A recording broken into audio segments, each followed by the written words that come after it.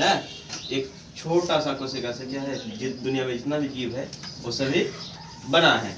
तो उसी के बारे में हम लोग विस्तारित जानकारी। तो पहला नंबर में कि सबसे पहले कोशिका का खोज किसने किया, तो सबसे पहले कोशिका का खोज जो किया है वो किसने किया, रॉबर्ट हुक ने। रॉबर्ट हुक, तो रॉबर्ट हुक ने कब किया था, 1665 ईस्वी में।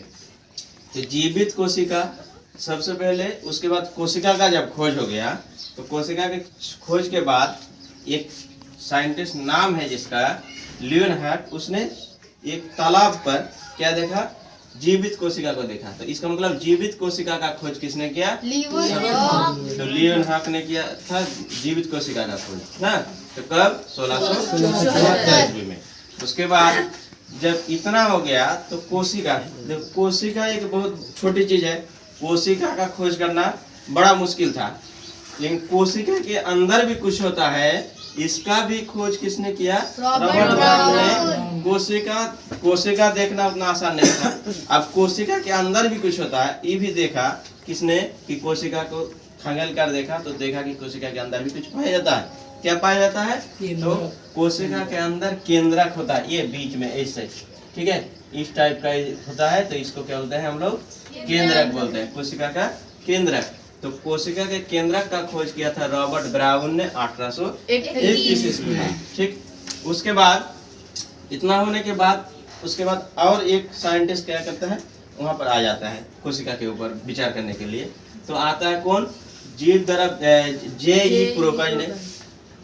जब जे.ई. प्रोकज प्रवेश करता है कि इस पर और क्या कुछ होता है, तो और ढूंढने जाता है तो और कुछ इसको मिलता है। क्या मिलता है कि कोशिका के अंदर पानी जैसा तरल जैसा कुछ चीज पाया जाता है, कोशिका के अंदर जो तरल जैसा कुछ चीज पाया जाता है जो चिपचिपा होता है, तो उसका नाम उसने क्या रखा, जीव द्रव। इसको कोशिका द्रव भी बोला जाता है, जीव द्रव को कोशिका द्रव भी बोला जाता है। तो जीव द्रव का खोज किया था जे.ई. प्रोकज ने, कब, 1839 ईस्वी में, ठीक है। चलो, उसके बाद जब इतना खोज हुआ तो इसके बाद कि कुछ क्या दे दे, कि सिद्धांत भी दिया जाए, इसके ऊपर विचार किया जाए, ये सब जो क्या है इसको आगे बढ़ाने का काम या इसको विचार करने का काम करेंगे। तो कोशिका का सिद्धांत दिया, एक था एम स्लीडन और एक था टी स्वर्ण।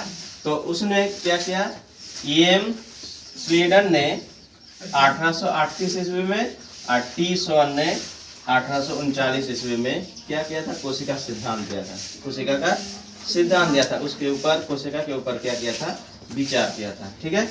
उसके ऊपर उसके बाद कोशिका के सिद्धांत के बाद कोशिका को सिद्धांत को आगे बढ़ाने का काम किया, कि ये जो सिद्धांत दिया था ये दोनों सिद्धांत एकदम बहुत अच्छे हैं, ये सिद्धांत को आगे बढ़ाया जाए। तो इसको आगे बढ़ाने का काम किया था बिरचो ने। किसने, बिरचो ने इसको आगे बढ़ाने का काम किया था, हाँ। चलो, तो बिरचो ने आगे बढ़ाने का काम किया इसको, कोशिका सिद्धांत को, कब, 1855 ईस्वी में। तो 1855 ईस्वी में बिरचो ने इसको आगे बढ़ाने का काम किया था, ठीक है। अब इलेक्ट्रॉन सूक्ष्म, ये इसने बोला, बिरचो ने एक बात बोला था कि इलेक्ट्रॉन सूक्ष्मदर्शी आने के बाद इसके ऊपर विचार करना आसान हो गया था। इलेक्ट्रॉन सूक्ष्मदर्शी आने के बाद इसके ऊपर विचार करना एकदम आसान हो गया था। तो इलेक्ट्रॉन सूक्ष्मदर्शी जो आया तो पहले छोटा सूक्ष्मदर्शी, जिससे क्या किया था, खाली चीज को देखा जा सकता था, अच्छे से क्लियर नहीं देखा जा सकता। लेकिन जब इलेक्ट्रॉन सूक्ष्मदर्शी आया तो छोटे से छोटे चीज को देखने के लिए बहुत आसान हो गया। तो चलिए, तो इतना सारा हम लोग इसमें जानकारी लेंगे। कोशिका होता है ये कि कोशिका के अंदर केंद्रक पाया जाता है, केंद्रक के बाद ये बहुत सारा अंग, इसमें कोशिका के अंदर बहुत सारा चीज होता है। फिर केंद्रक के हम लोग आगे पढ़ेंगे कि केंद्रक, देखो कोशिका को देखना बहुत मुश्किल था, कोशिका को देखा किसने, रॉबर्ट हुक ने। कोशिका के अंदर भी कुछ होता है जिसको देखा लियोनहार्ट ने, फिर ये इसने रॉबर्ट ब्राउन ने। फिर केंद्रक होता है, अब केंद्रक के अंदर भी कुछ होता है, इसको भी देखेगा किसी ने, वो हम लोग आगे जाके पढ़ेंगे कि केंद्रक के अंदर भी क्या क्या होता है, ठीक है।